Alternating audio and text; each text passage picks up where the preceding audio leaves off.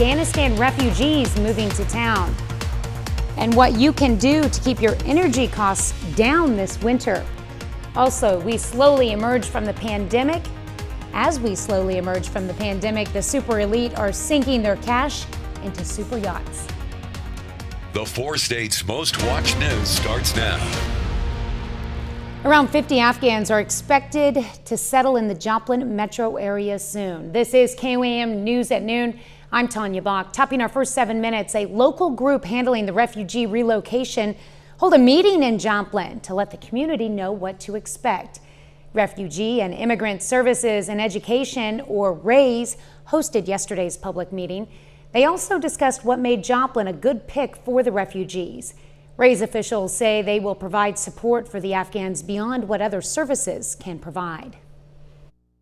But the volunteers don't necessarily stay with the family. So we are unique, as far as I know, in that we're going to be able to have people that are going to surround these people, make them feel part of the community, and really be with them during their stay in Joplin. Right now, the refugees are housed at various bases in the United States.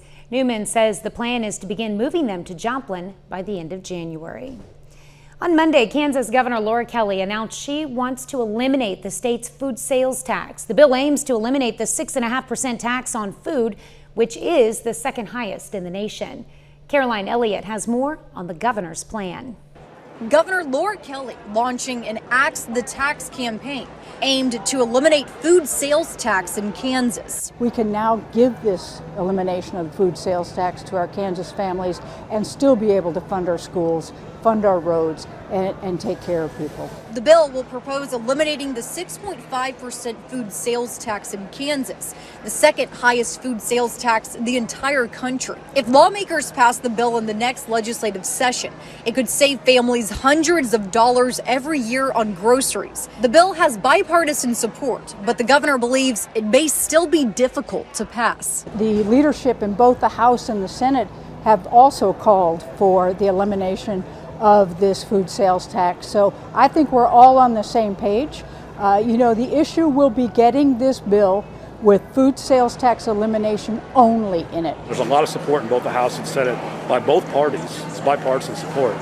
So this is the time to do it, but we got to keep it clean because other people with some of their other, people might have other tax cuts they want to add to it, and that's what could weigh it down and cause it not to pass. So it's really important we try to keep it clean. Attorney General Derek Schmidt, also running for governor in 2022, is calling for the end of food sales tax as well. Kansas Republicans tell us the GOP will support this bill. As Republicans, we have tried to get passed for a number of years, and so I'm really grateful to see that not only is our AG on board with it, but now that our governor is coming out and really giving it support, I think it's fantastic. I think it bodes very well for the people of Kansas. Well, enjoy that sunshine while it lasts. Michael Hayslip joins us with some big changes headed our way. And sometimes you got to sneak a peek of it because it's in and out and going real fast with the cloud cover that we do have. Now, Tanya, we've picked up some light scattered rain.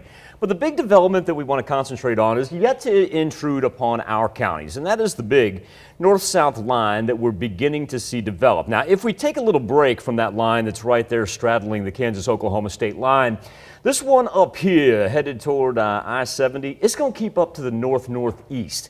And so that's really not going to play a role as far as what we have. As a matter of fact, if we go back and look at how this kind of started down to the southwest, it'll give you an idea of the track that it's taking. I'll remove the satellite coverage so we get just a little better view of it. But I tell you what, we've lucked out so far because while we have had light scattered rain, it has really gotten pretty serious along I-35 out to our west. Give you an idea what we're looking at wind-wise, because it is a tad bit blustery out there, all the way up to 17 miles an hour in Independence, and Joplin Regional recording one at 18 miles per hour. Now, the wind has not shifted since it still moves in from the south. Temperatures certainly not too bad, as we're being able to stay into the high 60s just about all morning long. As a matter of fact, we only had just a few high 50s before sunrise.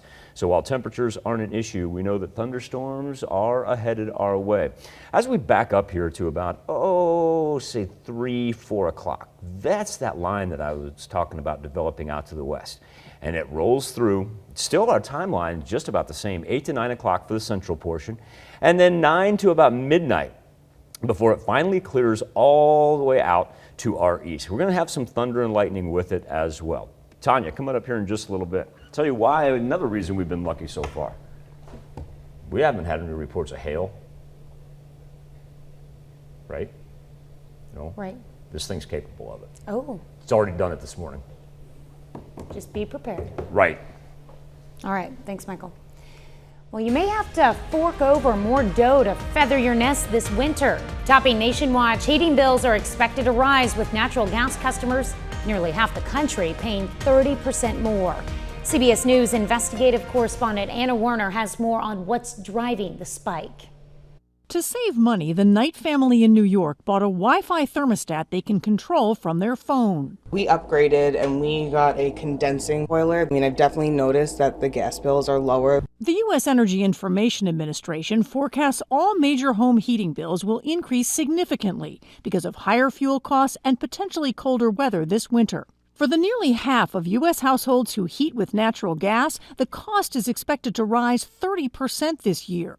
The 5% who use propane and the 4% who primarily use heating oil will likely see their costs go up 54% more and 43% more.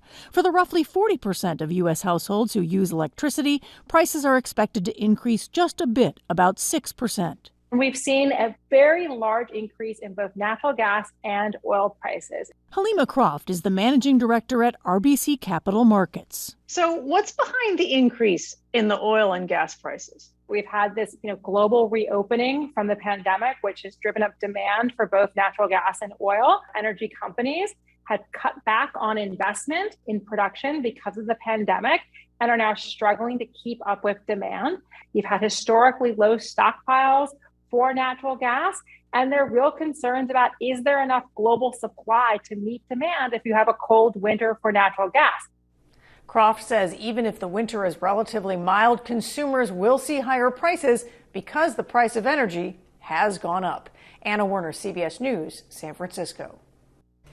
Well, some simple ways to save: clean or replace filters and lower your thermostat, which one estimate says will shave about 2% off your bill for each degree you drop. Some companies also offer incentives for smart thermostats, a furnace or boiler tune-up, or weatherizing your home. That's a look at today's top stories and weather in our first 7 minutes. Up next on KOAM News at noon, we were told we're all in the same boat, but as the COVID storm recedes, some can afford an upgrade.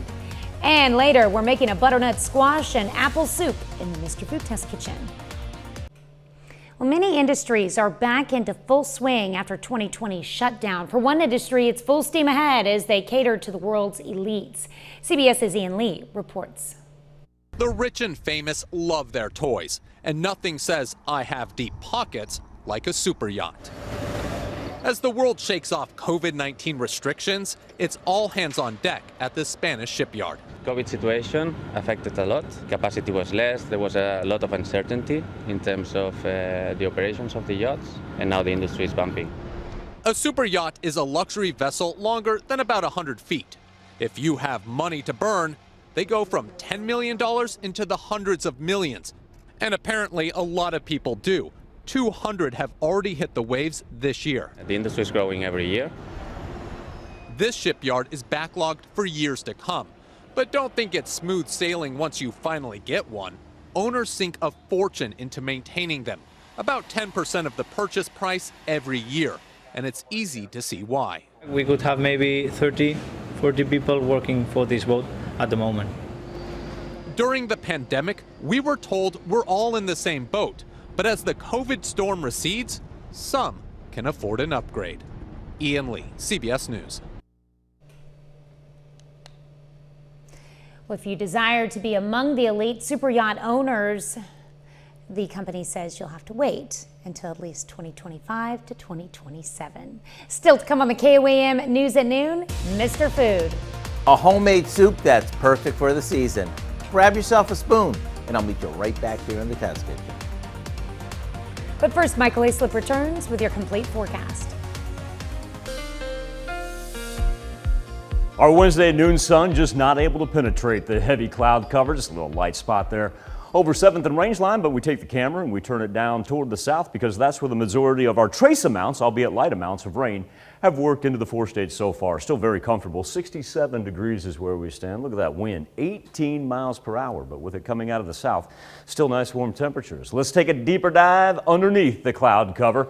Here's our rain that's working from the southwest. Once again, we don't see anything like what they had worked up I-35. See the storm tracks there and what it's not only been capable of, but it's still producing. And so, like I said, our accumulation number's just about nil. Seeing a little bit more make its way toward Joplin out of Ottawa County right now, and then spreading just barely across the Kansas-Missouri state line. Give you a better overview as everything has come out of really central Oklahoma. Haven't had any lightning, very, very scattered variety.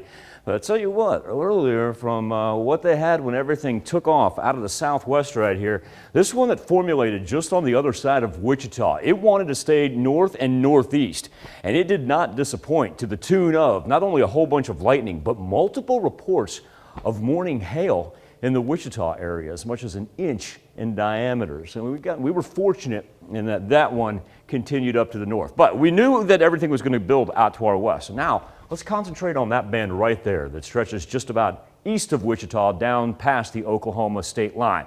The red, that indicates the old convective available potential energy. If I'm a thunderstorm and I'm thinking, what's up there? How much energy can I eat up? Where do I get a chance to form? You'll notice it's almost highest right here where that thing does form. And of course, then as it rolls through, eats up that energy, and then we see the red on the map begin to dissipate. But it's got plenty of energy to form that line that's going to work north-south. And after it grows north-south, then we see it begin to work west to east. Also, too, combine that with the old precipitable water, because everything's just moved in off the Gulf right there. So you got the energy, you've got the atmospheric water that it needs. Yeah, we're all going to see rain here by the end. Interesting of note, too, it's still bookending by that low pressure system, and that's where we've seen throughout the entire morning everything begin to grow. Now, all this for the upper plains, it'll continue in about the similar fashion that we'll have. It'll all move east toward the Great Lakes. So really, we're going to concentrate on this area right here for the rest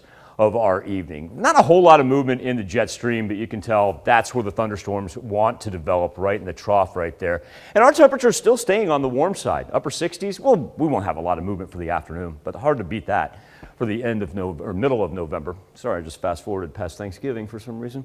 Afternoon planner. All right, let's get into our rainstorms. Like I said, there's our development that we're looking at for this afternoon out to the west. That's that one that's already taking place right now.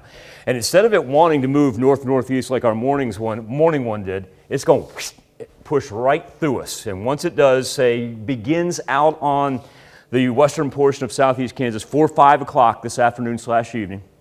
From about 8 to 9, that's where we see it move through the central portion, and heavy rain that's going to come down with that, along with thunder and lightning. And then from about 9 to, say, midnight, maybe even 1, before it completely pushes the hardest rain out of our eastern counties of southwest Missouri. And then after that, with the cloud cover going, down go the temperatures as well, to the point where it's going to be cool. Veterans Day is going to be great because we're going to have sunshine, ceremonies, parades, a chance to honor those who have served our country. The afternoon's going to be great, and that's pretty seasonable. And then we're really going to concentrate on Friday night and Saturday. So Tanya, it's 28 degrees, and I went ahead and looked at where our high school football teams will be, not only for our players, but our parents and our fans and the student body that wants to go, and the marching band and the cheerleaders. We're going to see some wind chills that are going to be as low as 25 during the game time. It's a bundle up game, that's right, for sure. I do. Throwing that out there now, folks. In the crowd, if you're in the stands, bring a blanket to sit on and to put one on over. Exactly. For sure. All right, thanks, Michael. We take this time to honor today's four-state hero, Sergeant Bobby Lansdowne in the U.S. Marines. The Monette, Missouri native joined the Special Communications Unit in 1967. He served in Vietnam, earning a number of honors, among them the National Defense Service Medal, the Meritorious Unit Citation, and a First Strike Flight Air Medal.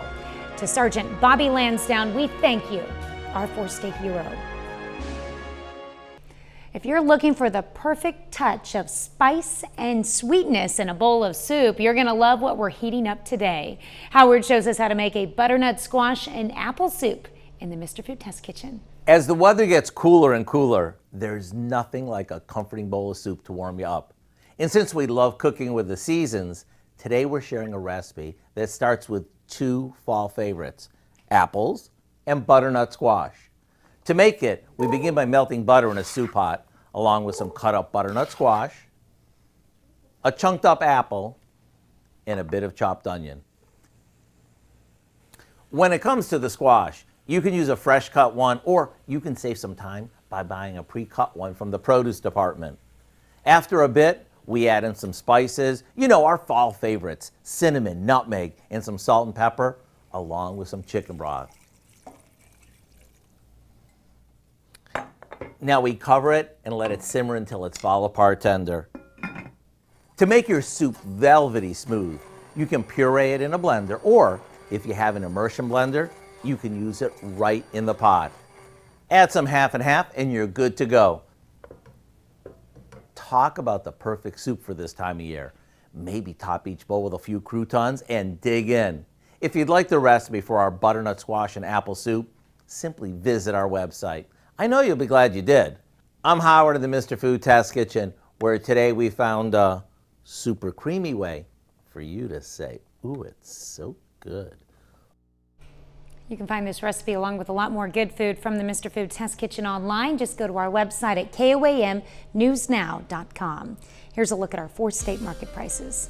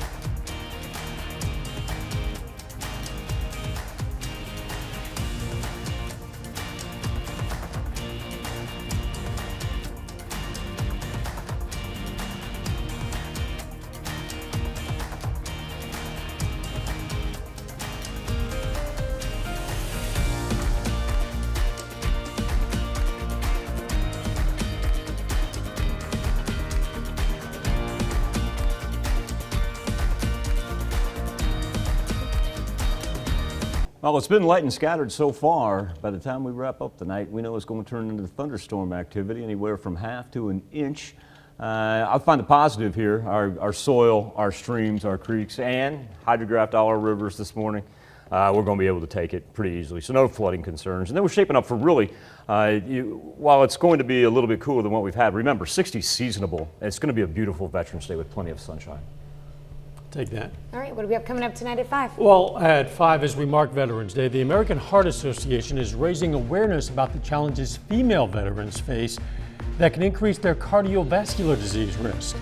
We're going to talk to a veteran who has difficulty after deployment. She suffered PTSD and turned to alcohol. She also had a life-threatening infection that caused heart failure. Plus, Freeman employees are now required to take the COVID vaccine. The CEO explains the reason behind the decision, and a ceremony in Newton County to honor local veterans. Hope you join us for those stories, a lot more. KOAM News at 5. All right, thank you, Dow. Thanks for joining us for KOAM News at Noon. We'll see you right back here at 5 o'clock.